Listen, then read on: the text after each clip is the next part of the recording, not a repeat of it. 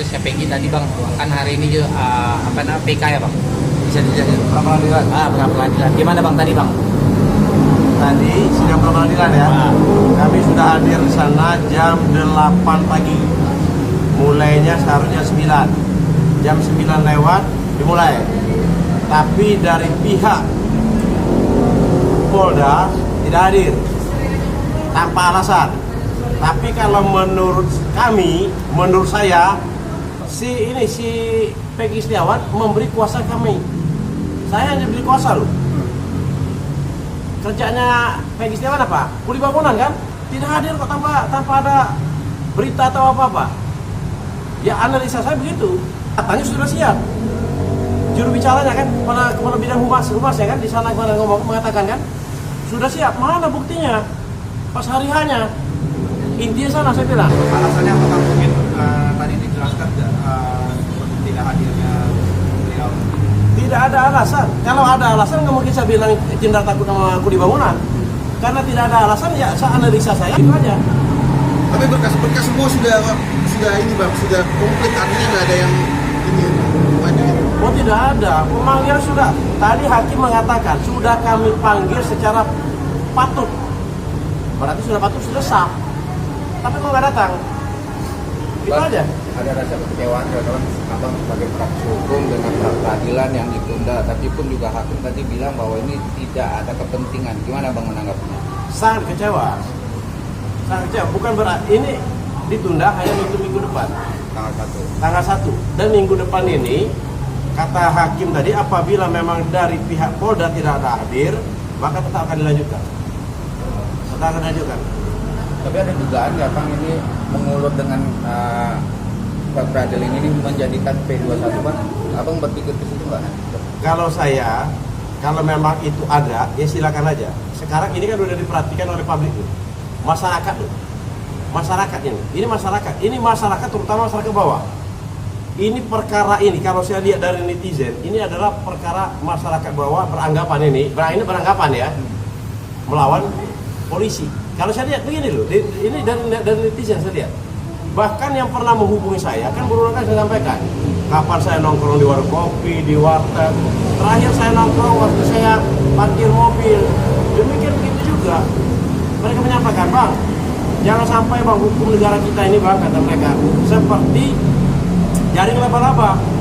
Ini orang-orang bawah dong ngomong sama saya. Maksudnya gimana gue jaring laba-laba? Padahal saya udah tahu, tapi saya pernah nggak tahu aja. Jaring laba-laba itu banget, yang kena itu hanya nyamuk, paling tinggi lalat. Kalau kebo lewat, hancur jaring laba-labanya. Nah ini yang disampaikan warga. Makanya saya bilang berulang kali saya sampaikan, biar ini terbongkar semua, terungin semuanya, bikin tim pencari fakta.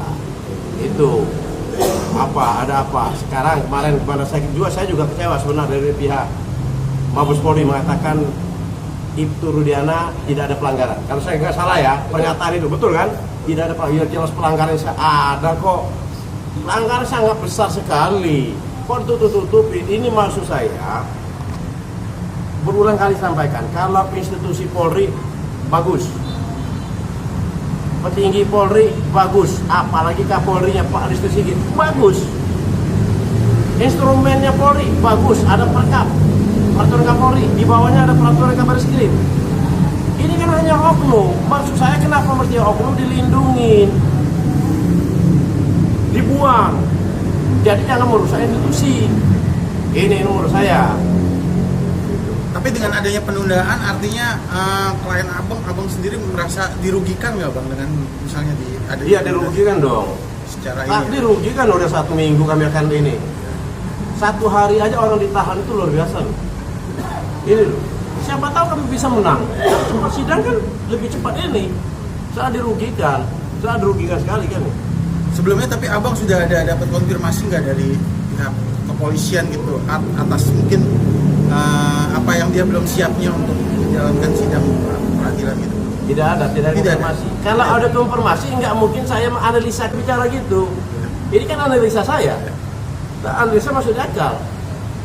Tapi abang melihat ada ketakutan juga nggak? Artinya dalam tanda kutip yang mungkin kepolisian yang belum siap gitu untuk apa ya proses pra peradilan ini gitu ya. Kalau abang melihat seperti itu nggak sih? Apa belum siap nih kayaknya pihak kepolisian?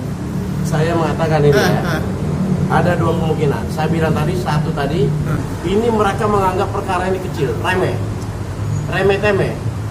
Nah, maksud saya, kasus besar kayak gini aja dianggap remeh-temeh. Ya kalau memang benar, kenapa nggak tepat waktu kok? Apalagi kepala divisi, kepala bidang humasnya kan mengatakan udah siap. Kenapa tidak? Kita mainkan, kan itu aja. Ini kan tanpa ada kabar, tanpa apa-apa, kami udah siap. Kami siap kok. Apapun putusan pengadilan kami siap. Yang penting pengadilannya fair. Tidak ada rasa terintimidasi, tidak ada rasa betul, tidak enak. Memang dia sesuai dengan hukumnya ada. Apapun putusan kami siap. Itu aja. Tapi melihat hakimnya sendiri gimana Bang? Hakimnya, saya nggak bisa membaca hatinya. Tetapi kalau hakim itu sebenarnya dari asmaul husna, artinya hakim itu bijaksana. Seharusnya hakim itu sangat bijaksana, seharusnya. Tapi kita tidak tahu. Kita lihat. Tapi kalau hakim mengatakan tadi dia tidak punya kepentingan dalam perkara, ya kita buktikan. Kita buktikan persidangan ini. Bang, ini kan masih banyak pro kontra soal kasus Peggy sebagai tersangka. Abang meyakinkan dengan fakta-fakta waktu rilis bahwa ada teman KTP, teman kakak, gitu loh Bang. Banyak praktisi berpendapat bahwa kasus ini kasus pembunuhan. Harusnya kan ada barang bukti dan ada sidik jari atau ada bukti yang valid untuk menjadikan Peggy itu sebagai tersangka. Gimana Bang? Abang meyakinkan bahwa klien Abang tidak bersalah? Gimana? Saya sampai detik ini mengatakan klien saya tidak salah. 99% saya bilang katakan klien tidak salah. Alasan? Ya masa ada buktinya, barang buktinya ijazah. Kecuali ya kalau dia membunuh orang menggunakan batu, ya kan? Kepalanya pecah karena batu. Hasil dari otopsi, di batu tersebut ada sidik jarinya Peggy Setiawan. Ah, berarti kan nyambung. Ini ijazah, KTP. Makanya saya bilang, beberapa kali saya ketemu sama orang-orang kecil ini, yang dalam arti orang-orang yang ke bawah, yang tukang parkir yang macam orang-orang kecil lah, yang ini, mereka ketakutan, Bang, nanti suatu saat ada kasus pembunuhan, kami dikorbankan. Cuman modal, katanya modal ijazah atau modal KTP doang. Dengan pengakuan saksi yang saksinya tidak benar. Kan tidak ada kepastian hukum, ini kasihan seperti gini. Yang ini saya kasihan. Terus juga ada lagi Bang, dari kepolisian kemarin juga menjabarkan ada foto valid, foto yang bukti bahwa Peggy itu tersangka dengan foto dia bareng. Nah itu gimana Bang melihatnya Bang? Sekarang pertanyaan saya, apa hubungan perkara foto sama kasus pembunuhan? Ya silakan aja, mau foto dia lagi sunatan kayak mau foto, ini kan nggak ada urusan. Bisa nggak dia membuktikan penyebab kematian ini? Saya udah baca putusan pengadilan. Penyebab kematian tersebut adalah karena salah satunya pukulan gerahak. Yang memukul adalah Dani. Dani adalah fiktif. Nyata itu. Saya mau baca putusan pengadilan. Yang kedua, yang dihukum itu saya lihat memukul ada menggunakan tangan kosong. Ada juga yang memukul paling kuat itu hanya menggunakan bambu di pundak. Penyebab kematian bukan di pundak, bukan tangan kosong, tapi orang itu dihukum. Lucu dan aneh perkara ini. Kecuali saya bilang, kalau seandainya dia mati kena pukulan kepala, yang terpidana itu ngaku semuanya, kami yang memukul kepalanya, baru itu oke. Sekarang ada, baca, saya udah baca putusan pengadilannya loh. Ada yang memukul tangan kosong berapa kali, ada yang memukul pakai bambu di pundak. Penyebab kematian bukan kena pukulan pundak, tapi dihukum seumur hidup. Kasihan lu, kasihan betul, saya kasihan terhadap putusan pengadilan ini. Makanya perlu harus tim mencari fakta. Harus mencari fakta. Bicara tim mencari fakta, ini harus yang independen apa yang gimana nih Bang? Apa Independen dong. Tapi kemarin Bang Hotman bilang bahwa mencari tim fakta yang harus independen dan Presiden juga harus turun tangan dengan kasus ini. Gimana pendapat Abang? Seharusnya memang Presiden turun tangan. Seharusnya di Presiden turun tangan. Ya makanya saya bilang, sekarang ini bilang, kalau memang dari Polda Jawa Barat, kalau memang dia merespon terhadap perkara ini, sekarang ini sidang aja tidak diabaikan. Diabaikan, dianggap tidak ada apa-apanya. Kalau memang mereka serius, datang dong hari ini. Tapi aku memaklumi, kembali lagi yang saya bilang. Tapi semoga tanggal 1 Juli, Jenderal sudah berani berhadapan sama kuli bangunan. Saya diberikan kuasa oleh kuli bangunan loh. Benar. Takut karena pada takut. Ya bisa jadi karena dia tidak siap. Ya kan penyebab takut kan banyak. Siap karena apa? Siap karena Tidak mungkin- siap ya di dalam untuk persidangan. Gitu. Jangan hanya ngomong doang mengatakan kami sudah siap, kami sudah mau tempus mana. Mana masyarakat nggak butuh seperti gitu. Betul nggak? Kemarin ngomong Kabit Humasnya kan ngomong sudah siap, udah bentuk mana, buktinya mana. Gak usah banyak bicara, laksanakan itu aja kok. Bang, sekarang kan banyak berseliweran ya para analisa membicarakan soal saksi-saksi bang. Sekarang juga ada saksi bilang dan dia melihat langsung bahwa tersangka itu melakukan 2 orang pakai baju hitam bang. Seorang ojek jam 10 malam bang. Analisa abang sebagai praktisi hukum itu bukti-bukti fakta kah? Karena analisa atau praktisi hukum bang harus melihat ada bukti video bang. Kalau cuma hanya lisan itu tidak, fakta itu tidak bisa untuk menjadikan barang bukti bang. Gimana bang? Tidak bisa. Ini makanya saya bilang semuanya ini sebenarnya harus didukung oleh fakta yang kuat. Saya contohkan saya bilang seandainya orang tersebut tadi kan matinya kan kepalanya kan kena rahang. Rahang itu yang memukulnya Dani, ya kan itu. Ada nggak sidik jarinya Dani di kayu itu? Ini si Daninya nggak ada, victim. Yang mengejar mereka awalnya ini karena si Andi. Karena Andi loh, pernah berulang kali saya sampaikan, Andi itu mengatakan dia punya masalah sama geng motor ETC. Dikejar, si korbannya lewat, dikejar sama si Andi, sama Andi CS ini. Si Andi pun victim. Perkara fiktif. Buat apa dilanjutkan? Apalagi aku bilang yang dicari DPO ini lucu lagi loh. Biar masyarakat tahu. DPO itu ada 3. Andi, Dani, Peggy Perong. Bukan Peggy Setiawan. Perlu garis bawahi. Kalau klien kami Peggy Setiawan. Andi fiktif, Dani fiktif. Ini berperan semua loh di dalam bentuk pengadilan. Bahkan memperkosa. Dan butuh pengadilan. Peggy Perong bukan Peggy Setiawan. Dan ini banyak lucu sebenarnya lucu banget dalam perkara. Makanya dari awal sudah nggak benar. Saya bilang kalau memang ada terjadi pemerkosaan, yang otopsi ya, perlu kita garis bawah ini ya. Itu kan udah dimakamkan, sudah dimandikan si Vina ini. Di mana dia menemukan sperma itu? Hah? Dia ketemu sperma di mana? Pernah dimandikan kok. Banyak ini lucu, ini perkara lucu. Makanya aku bilang, perkara ini perkara yang sangat aneh sekali. Tim pencari fakta. Udah itu aja. Jadi banyak kejanggalan bang ya dengan kasus. Sangat. Dan klien kami yang bukan klien kami ya, tahun 2016 itu Peggy Perong itu udah di DPO. Berarti udah tersangka dong. Klien kami baru tersangkakan kemarin, tanggal 22. Itu pun seharusnya kan klien kami bukan tertangkap tangan. Harus menurut Perkap Kapolri itu harus ada pemanggilan. Iya, ada semua prosesnya ada. Nggak bisa jadi tersangka langsung. Ini kalau memang dia ada pengembangan. Tapi kalau DPO, lucu lagi DPO-nya saya bilang.